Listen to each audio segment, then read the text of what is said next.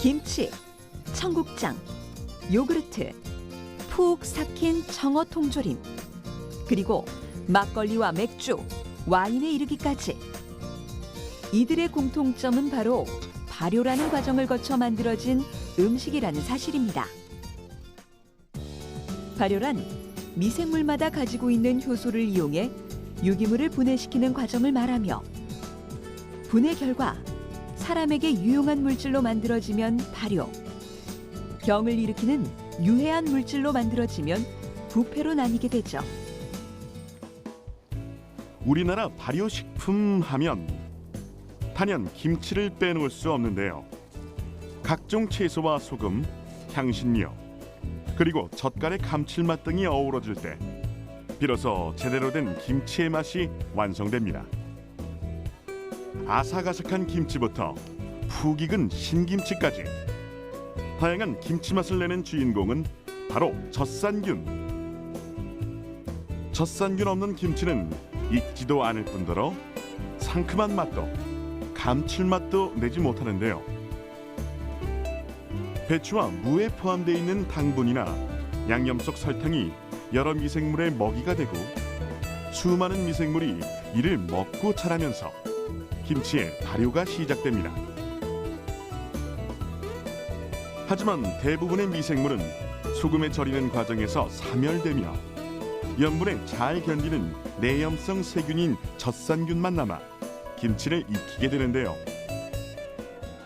20여 종의 김치 젖산균 중에는 김치 맛을 떨어뜨리는 종류와 감칠맛을 높여주는 종류가 있습니다. 그 운명을 결정짓는 것은 바로 숙성 온도. 7도씨 이하의 저온에서 숙성하면 톡 쏘는 느낌을 주는 류코노스톡이 잘 자라게 되고요. 그보다 온도가 높으면 락토바실러스균이 잘 자라게 되는데요. 류코노스톡 젖산균은 탄산가스를 생성하는 특성이 있어 시원한 맛을 높여주기 때문에 보편적으로 사람들이 선호하는 김치 맛을 내고요. 반대로 락토바실러스균이 많아지면 신맛이 더 강해지면서 비타민, 효모, 단백질 등이 풍부해진다고 합니다. 빵, 포도주 등을 만드는 데 사용하는 미생물, 효모입니다. 영어로는 이스트라고 불리며 그리스어인 끓는다라는 단어에서 유래하였습니다. 효모의 존재는 1600년대 네덜란드의 현미경 개발자 안톤 반 레벤후크에 의해 세상에 처음 알려지게 되고요. 이듬해 프랑스 화학자 루이 파스테르가 포도주 발효가 효모에 의해 일어난다는 사실을 밝혀내게 됩니다. 술을 빚는 데 필요한 발효의 기본 조건은 바로 당과 효모. 효모가 당을 섭취하고 그 부산물로 에탄올과 이산화탄소를 만들어내기 때문에 무엇보다 원재료의 당이 높아야 하는데요. 맥주의 주재료가 볼이라는 사실은 잘 알고 있을 테지만 정확히 말하면 메가라고 부르는 싹튼 보리가 주 원료가 됩니다. 메가란 보리를 물에 불려 싹을 틔운 후 건조시킨 것을 말하며 흔히 엿기름이라고도 불리는데요. 이 상태가 되면 효모가 먹을 영양소, 즉 당이 풍부하게 만들어지기 때문에 효모가 이 당을 먹고 알코올을 뱉어내는 발효의 과정이 이루어지게 되죠. 메가를 본격적으로 발효시키는 당화 과정입니다. 메가가 물을 머금어 팽창한 상태가 되면 그 속의 효소가 전분질을 당으로 분해해 효모의 먹잇감이 생성되는데요. 맥주는 이 발효 과정에서 크게 두 가지 종류로 구분됩니다. 맥주를 15에서 25도의 비교적 높은 온도에서 발효시키면 효모가 위로 뜨는 상면 발효 맥주, 즉 에일 맥주가 되고요. 5에서 10도의 저온에서 발효시키면 효모가 가라앉게 되는 하면 발효 맥주, 즉 라거 맥주가 되는 것입니다. 상면 발효 맥주에는 사카로마이세스 세레비지에라는 효모가 활발히 번식하는데 이 효모는 파인애플과 같은 과일향 그리고 쓰고 진한 맛을 내는 특징이 있고요. 알코올 도수가 비교적 높아집니다. 반면 하면 발효 맥주에는 사카로마이세스 칼스베르겐시스 효모 이름 참 어렵네. 여하튼 사카롭라는 효모는 톡 쏘는 탄산의 청량감과 부드러운 맛을 내는 특징으로 현재 세계 맥주 생산량의 70%를 차지하고 있습니다. 맥주라는 이름 속에는 한자로 보리맥자가 사용되고 있습니다. 그럼 맥주는 보리로만 만들 수 있는 것이냐? 그렇지 않습니다. 쌀, 보리, 옥수수, 감자, 녹말 등 전분질을 섞어 엿기름 함유량이 10% 이상 되면 맥주로 분류하고 있는데요. 쌀가루 20에서 30%와 메가 70에서 80%를 혼합해 새로운 맥주 맛을 선사하는 쌀맥주. 쌀맥주 제조는 찐쌀에 분쇄한 메가를 혼합해 역시 당화 과정을 거쳐 발효가 이루어지는데요. 색이 진한 것은 메가 100%의 맥주, 색이 연한 쪽이 쌀이 포함된 맥주이고요. 쌀맥주는 보리 특유의 구수함은 덜하지만 대신 깔끔한 맛이 특징이랍니다. 김치부터 술에 이르기까지 식품을 녹익게 하는 발효의 힘. 눈에 보이지 않는 이 작은 미생물이 지구상 그 어떤 것보다 큰 힘을 지니고 있는 건 아닐까요?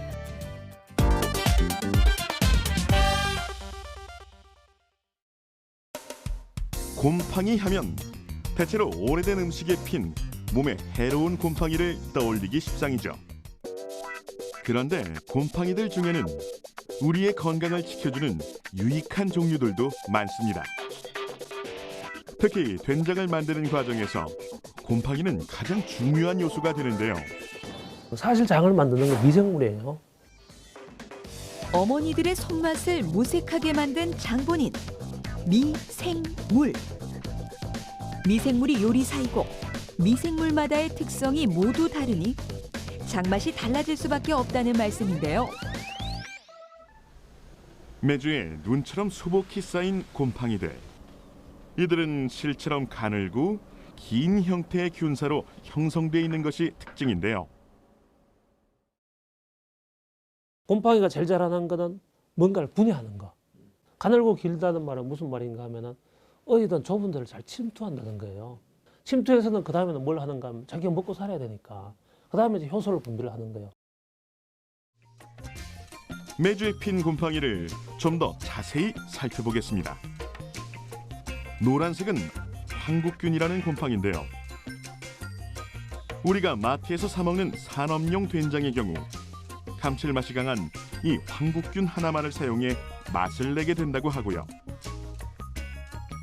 여성들이 얼굴에 바르는 분처럼 희다고 하여 이름 붙여진 분 곰팡이는 장을 만드는 사람들 사이에서 좋은 장맛을 내는 곰팡이로 알려져 있다고 합니다. 지역마다 장맛이 다른 이유는 바로 미생물이 좋아하는 온도가 다르기 때문입니다. 메주에서 곰팡이들이 가장 잘 자라는 온도는 보통 15도 내외.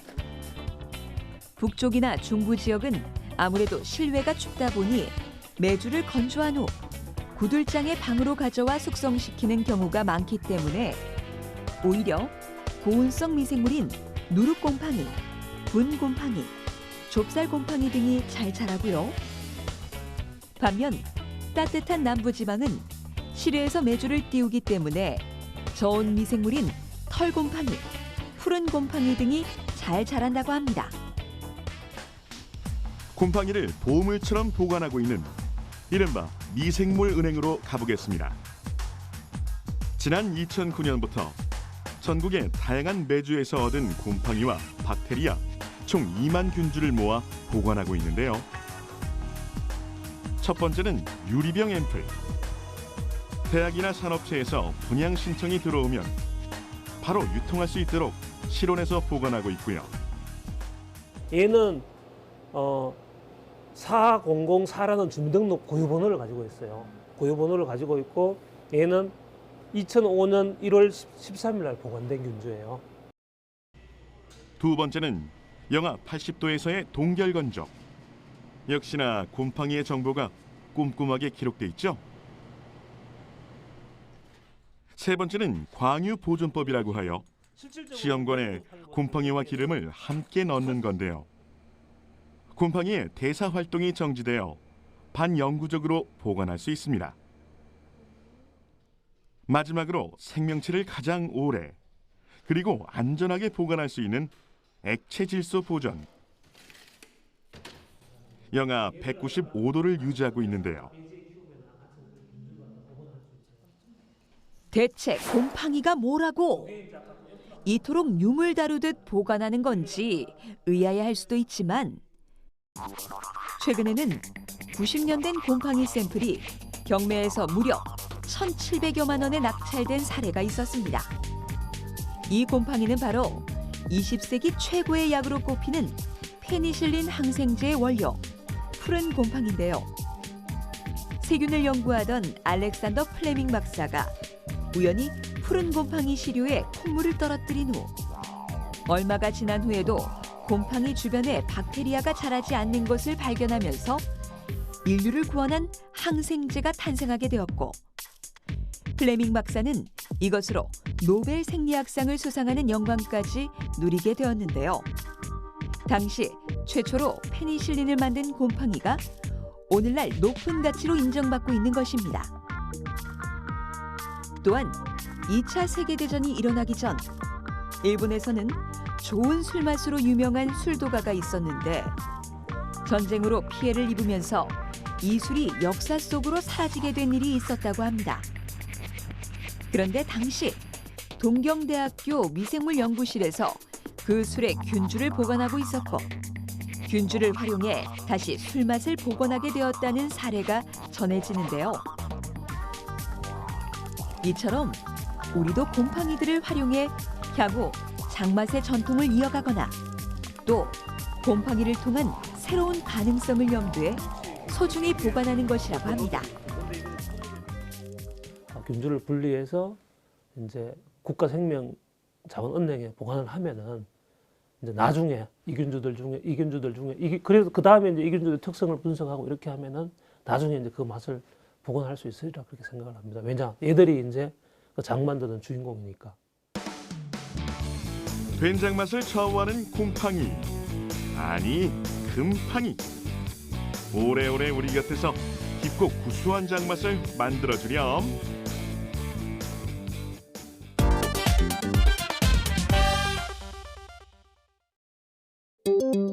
버섯의 포자가 떨어져 나가 죽은 식물이나 생명체에 발하하면 매주에서 보았던 곰팡이와 같은 가는 실 모양의 균사가 끝없이 뻗어나갑니다.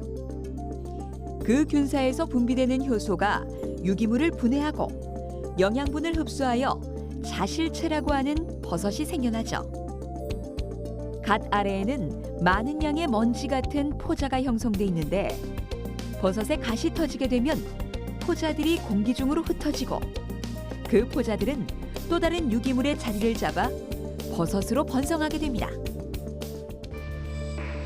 우리가 흔히 버섯도 곰팡이류다라고 하는 것은 정확히 말해 자실체, 즉 버섯이 없는 균사 자체를 이르는 말이라고 할 수 있고요. 메주의 곰팡이가 콩의 단백질을 분해하듯이 버섯 균사 역시 죽은 나무나 동물의 사체가 자연으로 잘 흡수될 수 있도록 자연의 생명체를 분해하는 역할을 하고 있습니다. 현재 전 세계에는 약 14만 종의 버섯이 자생하고 있는 것으로 추정하고 있습니다. 그중 10% 정도만이 이름을 가지고 있다고 하고요. 현재까지 우리나라에서 발견된 버섯은 1875종으로 이 중 식용이 가능한 버섯이 38%, 독버섯이 13%, 나머지 49%는 아직까지 정체가 밝혀지지 않았다고 합니다.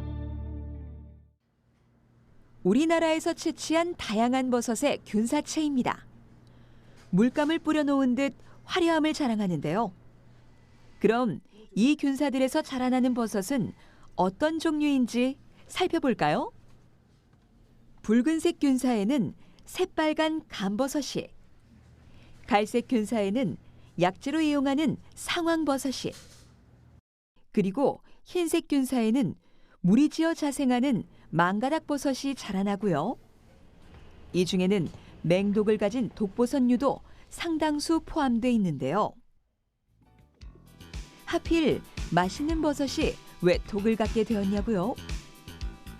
버섯과 같은 생물은 땅에 붙어 서식하면서 외부로부터 공격을 많이 받기 때문에 자신을 보호하기 위해 오랜 세월 수십만 가지의 천연물질을 만들어냈습니다. 벌레나 짐승이 자신을 먹지 못하도록 진화한 것이죠.